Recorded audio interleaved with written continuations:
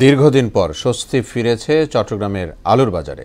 খুচরা বাজারে আলুর দাম কিছুটা বেশি হলেও পাইকারি আড়তে ১৩ থেকে ১৭ টাকায় মিলছে ১ কেজি আলু। এবছর ফলন ভালো হওয়ায় বিগত ৫ বছরের মধ্যে সর্বনিম্ন দরে বিক্রি হচ্ছে আলু। তবে কয়েক হাত বদলে দ্বিগুণ দামে বিক্রি হচ্ছে খুচরা বাজারে।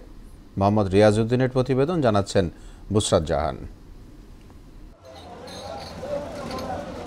চট্টগ্রামের রিয়াজউদ্দিন বাজারে চৈতন্যগলির পাইকারি আড়তে প্রতি কেজি ডায়মন্ড আলু বিক্রি হচ্ছে ১৬ থেকে ১৭ টাকায়, কার্ডিনাল আলু ১৩ থেকে ১৫ টাকা এবং গোল আলু বিক্রি হচ্ছে ১৩ থেকে ১৪ টাকা প্রতি কেজি।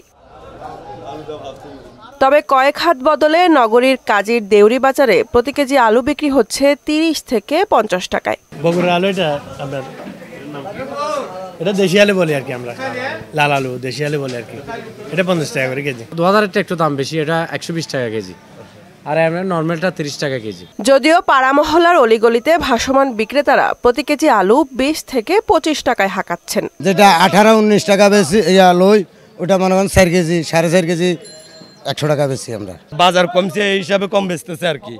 আগে তো এত কম ছিল না, আগে আলু পুরান আলুও কিনছে ৬০ টাকা ৬২ টাকা। পাইকারি আলু ব্যবসায়ীদের দাবি, বেশি মুনাফার আশায় এবছর এখানকার সব চাষিরাই আলু চাষ করেছেন, এতেই দাম কমেছে। গত ২ বছর কৃষকরা দাম পাওয়াতে এবছর বাংলাদেশে প্রচুর আলু উৎপাদন হয়েছে। আশা করা যায় গত ২ বছরের থেকে এবছর আলুর দাম অনেক কম থাকবে। যখন স্টোরে আলু ঢুকবে তখন যে বাজার আর একটু বাড়বে, আর এবার সামগ্রিকভাবে তেমন বাড়বে না, এবার আলুর উৎপাদন বেশি আছে।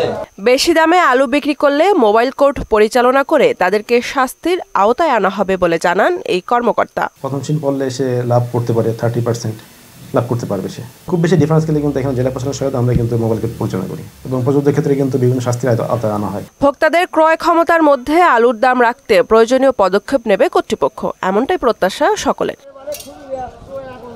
বুসরাত জাহান, মোহনা সংবাদ।